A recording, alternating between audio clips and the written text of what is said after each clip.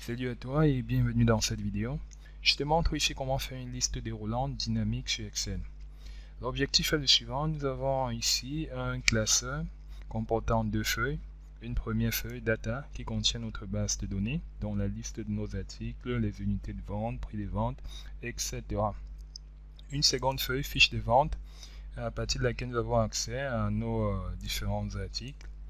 Donc nous avons construit ici une liste déroulante. Et cette liste déroulante, elle est dynamique dans la mesure où si nous ajoutons un nouvel article à notre base de données, nous aurons automatiquement accès à ce nouvel article ici à partir de notre liste déroulante. Donc nous allons voir cela. Pour ce qui est du dernier article ici, nous avons eau minérale gold 1 litre. Ok. Donc là nous allons ajouter un nouvel article. On va dire je tape n'importe, on va dire spaghetti sans gold. Ok, comme référence on va dire passant. Ok, là nous avons ajouté un nouvel article à notre base de données. Voyons ce que ça donne. Bien, nous y avons accès là. Donc là nous avons notre nouvel article qui est accessible. Ok, moi c'est Gaïma Fouadine et c'est un plaisir de te voir sur la chaîne. Si tu es nouveau et aimeras aller plus loin dans l'exploitation d'Excel, je t'invite à t'abonner à la chaîne. Ok, on est parti. Donc nous partirons de ce fichier. Donc là nous avons un classeur comportant deux feuilles, une feuille data. Là il s'agit de la liste de nos articles avec unité, prix de vente, etc. Et la seconde feuille, fiche de vente, elle se présente comme ceci. Au passage, je vous laisse le fichier en téléchargement, donc vous pourrez le télécharger et avancer dans le traitement en même temps que moi. Donc, pour ce qui est de notre feuille de vente, fiche de vente, là on va gérer une toute petite mise en forme. Là je vais modifier la couleur de fond, couleur de test également. Et là, on va dire comme unité de vente, donc je vais saisir quelques unités de vente à la volée. Ok.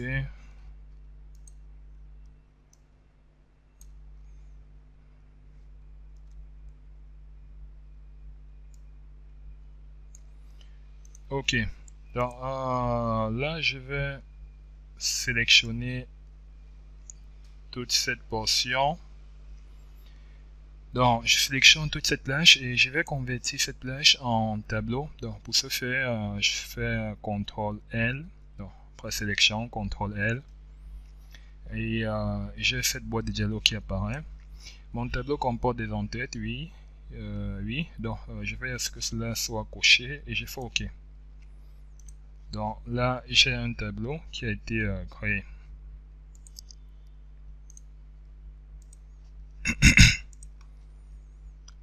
Ok, pour ce qui est des dates, c'est pas tellement pertinent pour notre cas. Vous pouvez rentrer quelques dates.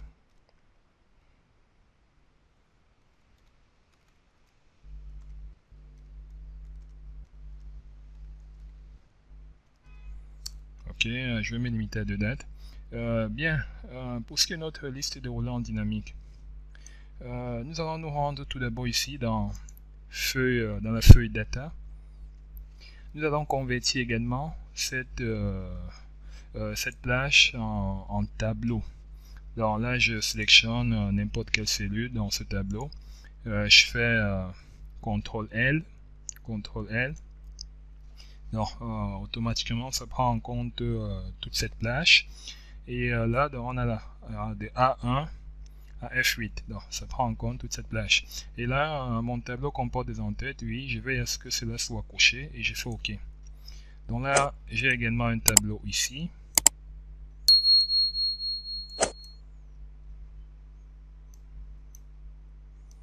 J'ai également mon tableau ici. Et ok, donc je vais nommer cette plage ma plage désignation. Donc je vais nommer cette plage. Donc je me positionne là. Ok, je sélectionne cette plage. Je vais la nommer. Pour nommer cette plage, je vais me rendre ici dans la zone nom. Et là, on va nommer cette plage, on va dire article. Article, oui, après l'avoir saisi, on fait entrer. Ok, là on vient de nommer cette plage. Là, on peut ici effectuer un rapide contrôle dans formule, gestion de nom. On a ici un nouvel élément. Là, il s'agit des deux tableaux que nous avons eu à créer. Et là, article dans la plage que nous venons de nommer. Bien. Dans notre... ici, dans désignation, là, on va ici sélectionner également cette plage. Là, on va ici construire une liste déroulante. Tout d'abord, on va dire validation de données, liste.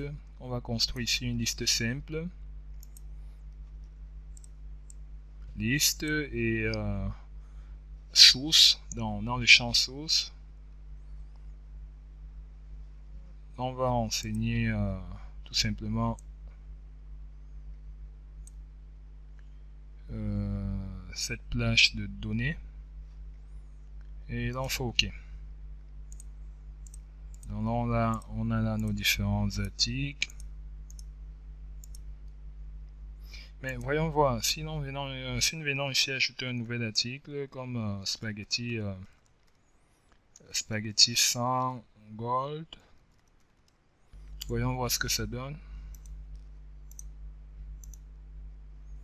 Vous voyez, là nous n'avons pas spaghetti sans gold.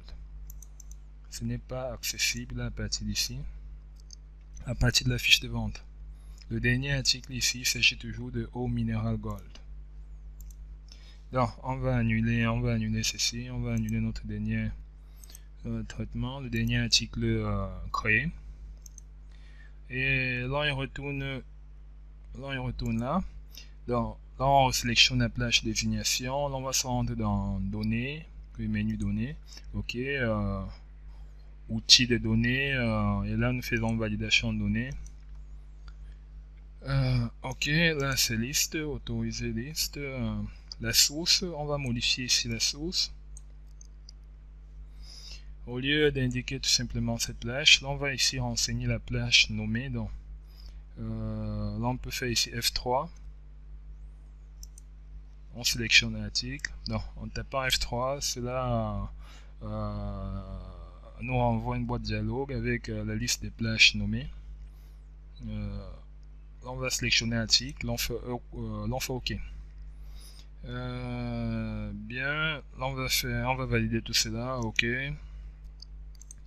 À présent, si là, on va supprimer tous ces éléments. À présent, si l'on vient ici, on a accès à nos différents articles, comme par le passé. Mais voyons voir, si nous ajoutons ici un nouvel article, qu'est-ce qui se passe? Spaghetti, on va dire 900 gold. Ok. Voyons voir si on y a accès. Et oui, on a accès ici à spaghetti 900 gold. Donc on peut ajouter ici autant d'articles que nécessaire. Alors, comme autre article, on peut ajouter riz 100 kg. Riz 100 kg. Les références c'est pas tellement pertinent pour notre exemple, mais vous pouvez les ajouter si nécessaire.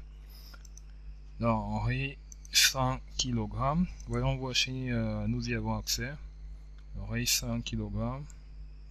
Donc on y a accès également là. Riz Lequin 100 kg.